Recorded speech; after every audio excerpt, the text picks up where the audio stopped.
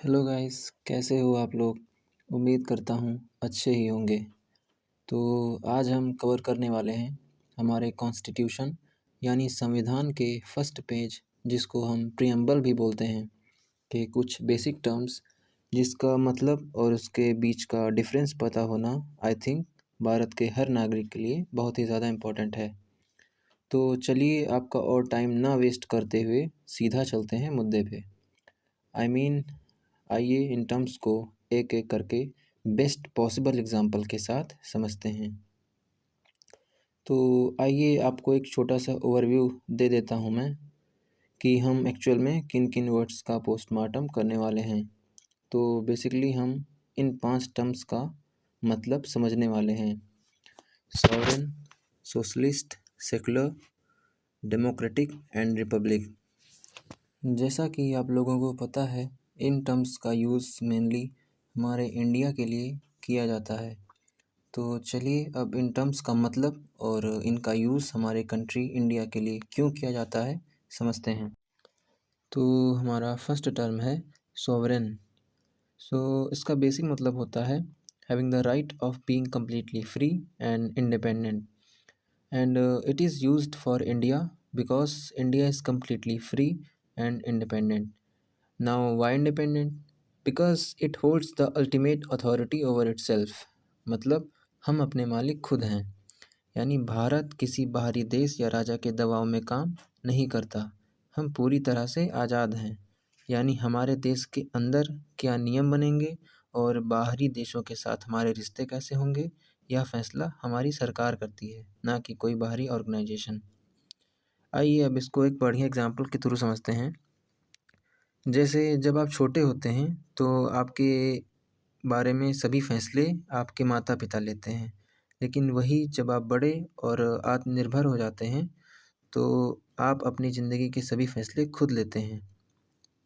ठीक उसी प्रकार हमारा देश भी बड़ा और एक आत्मनिर्भर देश है, जो कि अपने बारे में सभी फैसले खुद लेने के सक्षम है। उम्मीद करता हूँ आपको समझ आ गया होगा। तो आइए अब अगला टर्म देखते हैं। Our next term is socialist. It actually means एक ऐसी सोसाइटी का होना जहाँ इक्वलिटी हो और सभी सिटीजन्स को बराबर अपॉर्चुनिटी मिले बिना किसी भेदभाव के, यानी सबका साथ सबका विकास। इट मेक्स श्योर दैट देश की संपत्ति और संसाधन सिर्फ कुछ अमीर लोगों के हाथ में ही ना रह जाए। सरकार की जिम्मेदारी है कि वह अमीर और गरीब के इतने बड़े गैप को कम करे, यानी सबको बराबरी का मौका मिले, चाहे वो पढ़ाई की बात हो, नौकरी की या फिर इलाज की। यानी ग्रोथ सिर्फ कुछ लोगों का नहीं, पूरे समाज के साथ होनी चाहिए। आइए अब देखते हैं अपना नेक्स्ट टर्म, जो कि है सेकुलर। सेकुलर का बेसिक सा मतलब है कि देश का अपना कोई ऑफिशियल धर्म नहीं होगा और सरकार की नज़र में सभी धर्म बराबर होंगे, और साथ ही भारत के हर नागरिक को अपना धर्म मानने और उसकी पूजा करने की पूरी आज़ादी रहेगी। अब बढ़ते हैं अपने नेक्स्ट टर्म की तरफ, जो कि है डेमोक्रेटिक। अब डेमोक्रेटिक और रिपब्लिक में बच्चे अक्सर कंफ्यूज रहते हैं और मैक्सिमम लोग को इन दोनों के बीच का डिफरेंस नहीं पता होता है। तो आज मैं आपको इन दोनों वर्ड्स को बहुत इजी लैंग्वेज में समझाने का कोशिश करूँगा। डेमोक्रेटिक का मतलब होता है रूल ऑफ द पीपल या रूल बाय द पीपल।